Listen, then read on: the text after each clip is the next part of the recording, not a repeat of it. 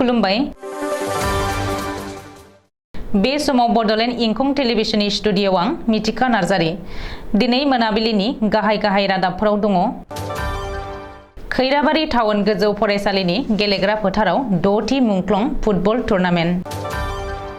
गसाइगावनि पकिहागायाव गामि गोराया गाव हारसिङैनो थांखि लानानै खामानि मावनायनि अजद। गसाइगावआव पुलिसा गोबां बिबांनि गान्जा हमदों। बाक्सानि मसलपुराव इउपिपिएल दोलो मावथिफोरनि गेजेराव दान्थे बिदान्थे। मिरु इउपिपिएल दोलोखौ बे जेंनानि सायाव सुस्रांनो हांख्रायदों। बाक्सानि काजियामाटियाव पपुलार फ्रन्ट अफ इन्डियानि सासे बारग' सोद्रोमाखौ पुलिसा हमदों। हादरनि मोन 25 रायजोआव गोबां अखा हानायनि इसारा। उत्तर प्रदेशनि उन्नावआव जिनाहारि खालामजानाय 11 बोसोर बैसोनि हिन्जावसाया गथ' जोनोम होदों। कसुगावआव थावनि बिलो लामा जाब्रथायजों गंसे टेंकारनि थावआ आद्रियै बोहैगारदों। दानिया फै आबुं रादाबाव।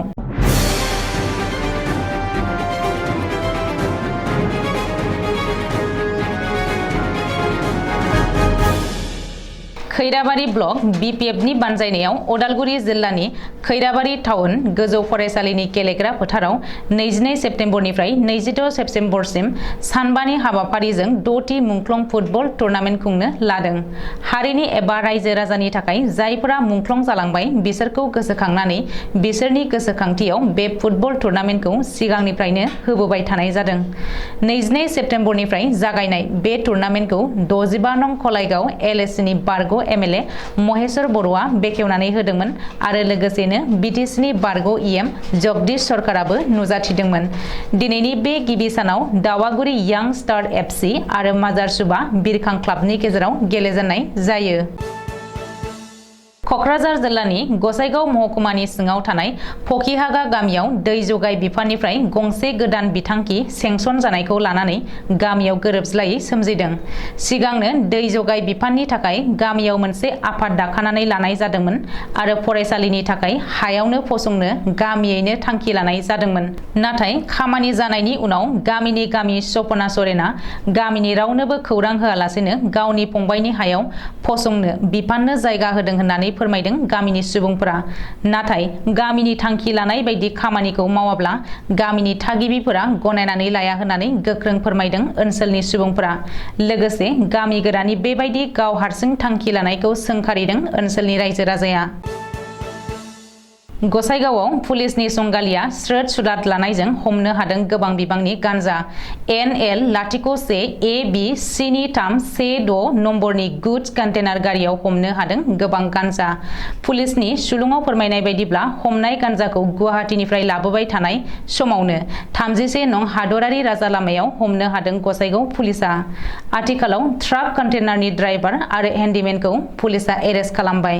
लोगोसे हमनानै मोननाय गान्जानि बेसेना खमैबो 10 कौटिनिबो बांसिन जागोन होननानै पुलिसा सुलुङाव मिथिहोदों।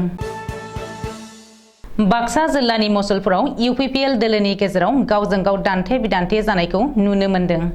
आमबारि प्राइमारिनि बारग' आफादगिरि फरेश ब्रह्मजों लोगोसे सानैसो बिबानगिरिफोरा मैया बरमायाव खौरांगिरि मेलनि गेजेरजों इएम राकेश ब्रह्म आरो इउपिपिएल दोलोनि सायाव आरजाथावै बाथ्रा बुंनायखौ लानानै मसलपुर ब्लक इउपिपिएल दोलोनि अर्गानाइजिं नेहाथारि अब्दुर रहमाना दिनै खौरांगिरि मेलनि गेजेरजों फिनजाथाय होयो। मख'नो गोनांदि फरेश ब्रह्मआ बरमायाव खौरांगिरि मेल खुंनानै फोरमायनाय बायदिब्ला इएम राकेश ब्रह्मआ आगुनि सेनियर इउपिपिएल मावथिफोरखौ जेबो खेरायाखै आरो गावनि गोसो बायदियै गोदान ब्लक कमिटि दानानै लादों। जायनि जाहोनाव मोन 11 प्राइमारि कमिटिनि इउपिपिएल मावथिफोरा गोजोननाय मोनाखै होननानै फरेश ब्रह्मआ खौरांगिरिनि सिगाङाव फोरमायदोंमोन। दिनै बृहस्पतिबार खालि अखानायसि सोरांसि समनि 3:20 रिंगासो समाव ककिलुर रहमान मुंनि पपुलार फ्रन्ट अफ इन्डियानि बारग' सोद्रोमाखौ गावनि न'निफ्राय पुलिसा एरेस्ट खालामदों। मा जाहोननि थाखाय पुलिसा गावनि फिसाज्लाखौ एरेस्ट खालामदों बेखौ मिथियाखै होननानै खौरांगिरिनो खौरां हरो ककिलुरनि बिफा अब्दुर रहमाना। मा जाहोनाव एरेस्ट खालामदों जेबो बुजिनानै मोनाखै ककिलुरनि नखरा। बाक्सा पुलिस आरो गुवाहाटीनिफ्राय फैनाय मोनसे गेदेर पुलिसनि हानजाया बाक्सा जिल्लानि लाबदांगुरि पुलिस थानानि बेन्दोंआव थानाय खाजियामाटियाव ककिलुरनि नखराव गोख्रों अपारेशन खालामदों। ककिलुरनि बिफाया मिथिहोनाय बायदिब्ला ककिलुरखौ दायो काहिलेपारायाव दोननाय जादों। बे बिथिङाव आथिखालाव ओनसोलनाङै मोनसे दुंहाव थासारि सोमजिदों। लोगोसे सा-9 पपुलार फ्रन्ट अफ इन्डियानि सोद्रोमाखौ एरेस्ट खालामनायनि उनावनो रायजो कमिटिया बिग्रायखाङो। बाक्सा जिल्लानि सालबारियाव पपुलार फ्रन्ट अफ इन्डियानि सोमावसारनानै सरकारखौ गोख्रै सावरायलायनानै गणतान्त्रिक खान्थिजों गिख्रंथाव आन्दोलन खालामनायनि सोगोमदों। जाय सोमावसारनायखौ इडि आरो न्यायआ दासिमबो रावबो नुफेराखै होननानै बुंदों आसाम रायजो कमिटिनि नेहाथारि जाकिर हुसेना। बिजेपि सरकारा पपुलार फ्रन्ट अफ इन्डियाखौ बन्द खालामनो थाखाय फाव फान्दायदों होननानैबो बुंदों भिएफआइनि आसाम रायजो कमिटि नेहाथारि जाकिर हुसेना। इन्डियान मेट्रलजिकेल डिपार्टमेन्ट एबा आइएमडिआ आसामनि मोन 25 रायजोआव गोबां अखा हानायनि इंगित होदों आरो सांग्रांथि जानो बिथोन होदों। उत्तर प्रदेश, मध्य प्रदेश आरो राजस्थानाव बांसिन रोजा अखा हागोननि इसारा होदों। बेखौ नोजोर होनानै आथिखालाव उत्तर प्रदेश आरो मध्य प्रदेश सोरखारनि रायजोआरि बोथोर बिगियान बिफाना अरेन्ज एलार्ट फोसावखाबाय। सुलुङाव फोरमायनाय बायदिब्ला सोनाब बंग, उड़िसा, अन्ध्र प्रदेश, तेलेंगाना, छत्तीसगढ़, बिहार, झारखंड, सिक्किम, महाराष्ट्र आरो गुजरातनि गोबां ओनसोलावनो रोजा अखा हानायनि इंगितखौ होदों आइएमडिआ।